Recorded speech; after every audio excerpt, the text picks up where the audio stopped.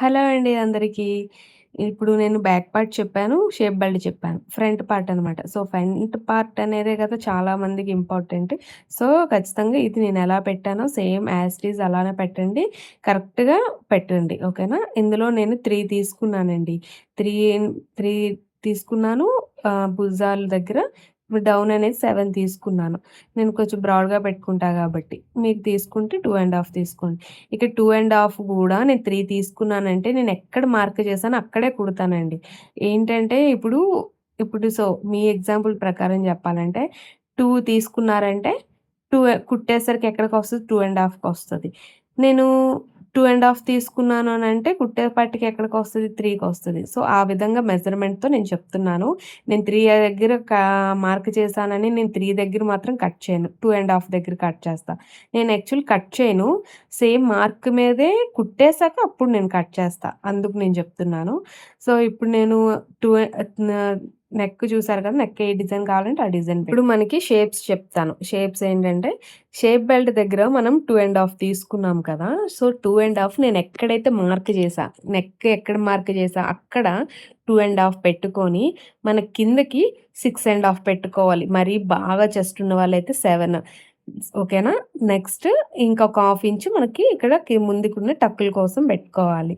Next ఏంటంటే next మనకి down part అనమాట. అదే నేను లాస్ట్ టైమ్ చెప్పాను గదా! షేప్ బెల్ట్ దగ్గర 12 ½ తీసుకున్నాను. సేమ్ టు సేమ్ అక్కడ గూడా 12 ½ తీసుకొని, అక్కడ ఏంటంటే మనకది చెస్ట్ డౌన్ అనమాట. ఓకేనా? సో, అలాగా ఈ అక్కడ చూడండి. ఆ పాయింట్ దగ్గర నుంచి ఈ పాయింట్‌కి తీసుకోవాలి. ఇప్పుడు నేను క్రాస్ పెడుతున్నాను దేనికేనంటే, మనకి చెస్ట్ ఇట్లా కట్ చేసేస్తాము. లేదా బ్యాక్ సైడ్ క్రాస్ అనేది ఇస్తాం. అలా కాకుండా చెస్ట్ పార్ట్. చెస్ట్ నాకెంతుంది 35 సైజ్ చెప్పాను. ఆ 35 సైజ్‌ని డివైడెడ్ బై 4 చేసుకోవాలి. 4 చేసుకుంటే నాకు 8.7 వచ్చింది. 8.7 అక్కడ పెట్టుకోవాలి. మనం పైన కాదు. ఎందుకంటే అప్పర్ చెస్ట్ అనమాట. సో, ఇది చెస్ట్ పార్ట్. సో, చెస్ట్ అక్కడ పెట్టుకున్నాక ఆ మార్క్‌ని మనం క్రాస్‌గా మనం డ్రా చేసుకోవాలి. ఇప్పుడు చూడండి నేను ఎలా పెడుతున్నానో ఒకసారి గమనించుకోండి. సేమ్ టు సేమ్ అలా మీరు కూడా ట్రై చేయండి. అర్థమైందని అనుకుంటున్నాను. మనకి అదే షేప్ అనేది మనం మెయిన్ ఏంటంటే అక్కడ మనకి బాడీ షేప్‌ని మనం మంచిగా డ్రా చేసుకోవాలి. చూసారా నేను అడ్జస్టబుల్‌గా డ్రా చేస్తున్నాను. సో, సేమ్ టు సేమ్ అలానే డ్రా చేసుకొని మనం అన్నీ కరెక్ట్‌గా పెట్టుకోవాలనమాట. నెక్స్ట్ డాట్స్ అనమాట. సో, ఈ డాట్స్‌లో ఏంటి దీనికి ఒక ఫార్ములా ఉంది. ఏంటి అంటే మనకు పెట్టుకున్న ఈ 2 డాట్స్ గూడా వేస్ట్ డివైడెడ్ బై 10కి ఫస్ట్ డాట్ వస్తది. ఇక్కడ నేను చూపిస్తాను ఫస్ట్ డాట్. ఓకేనా? అది పెట్టుకున్నాక నెక్స్ట్ ఈ పార్ట్‌లో ఏంటంటే మనకి ఆహ్, వేస్ట్ బై డివైడెడ్ బై 4 అనమాట. ఎలాగా వస్తదంటే ఇప్పుడు నేను చూపిస్తున్న ఫార్ములా ఒకసారి మీరు కూడా గమనించండి. సో, సేమ్ టు సేమ్ ఆ ఫార్ములా యూజ్ చేస్తే సరిపోద్ది. ఏంటి ఫస్ట్ డాట్‌కి వేస్ట్ డివైడెడ్ బై 10 ఇప్పుడు నేను చూపిస్తున్నా కదా! మార్క్ చేసి సేమ్ టు సేమ్ అలాగే అక్కడే పెట్టుకున్నాం కదా! వేస్ట్ డివైడెడ్ బై 10 వస్తే నాకు 2.8 వచ్చింది.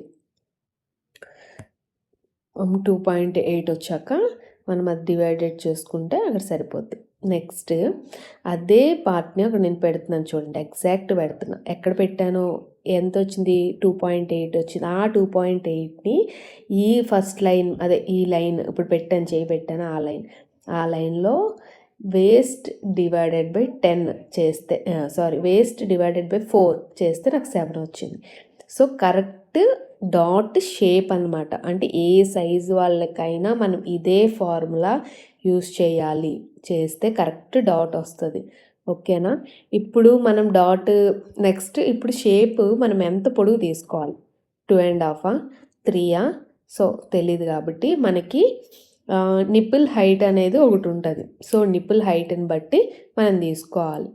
ఏంటి నాకు నిప్పుల్ హైట్ 10 ½ అనమాట. సో, 10 1/2కి నిప్పుల్ హైట్ అనేది తీసుకుంటాను. ఓకేనా? నెక్స్ట్ మనకి ఈ షేప్‌లన్నిటిలోనూ మనకి అంటే ఈ అన్నిటికి మనకి షేప్స్ అనేదే చాలా ఇంపార్టెంట్. అది కరెక్ట్‌గా వస్తే సరిపోద్ది. నేను 10 1/2 తీసుకుంటే నాకు ఎంతొచ్చింది హైట్ 2 2.2 అట్లా హైట్ వచ్చిందనమాట. సో అంతే, అంతకన్నా ఇంకేం అవసరం లేదు. నెక్స్ట్ మనం ఈ సైడ్ మనం తీసుకోవాలి. నెక్స్ట్ మనం ఈ సైడ్ మనం టక్ పెడతాం కదా, దానికి మిడిల్ పార్ట్లోని ఒక 2, నాకు పెద్దగా ఏమి ఇష్టం ఉండదు, సో అందుకు నేను 2 తీసుకుంటున్నాను. ఓకేనా, 2 తీసుకుంటే నాకు సరిపోతుంది. నెక్స్ట్ మనకి ఇప్పుడు ఏంటి, క్రాస్ ఎక్కడ చంక దగ్గర నుంచి క్రాస్ ఎలా తీయాలంటే ఇప్పుడు నేను చూపిస్తున్నాను.